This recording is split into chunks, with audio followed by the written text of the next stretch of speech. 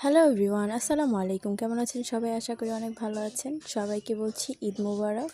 সবার ঈদ কেমন কেটেছে? আমার ঈদ তো আলহামদুলিল্লাহ অনেক ভালো কেটেছে।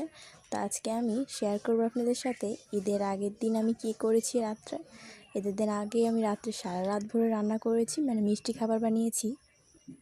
তো অন্যবার যদিও সবাই মিলে খাবার বানাই, এবার কিন্তু সবাই মিলে বানাতে পারিনি। এবার আমি একাই সব কিছু বানিয়েছি, কারণ সবাই অসুস্থ ছিল একটু।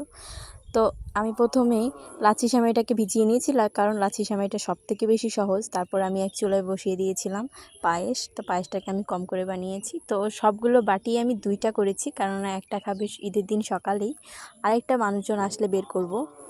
তো একে একে সব কিছুই রান্না করছিলাম। এত বেশি গরম ছিল, গরমের মধ্যে সব কিছু রান্না করা কিন্তু অনেক কষ্ট হয়েছে। তো তো আলহামদুলিল্লাহ সবাই অনেক প্রশংসা করেছে, সব খাবার মোটামুটি ভালোই।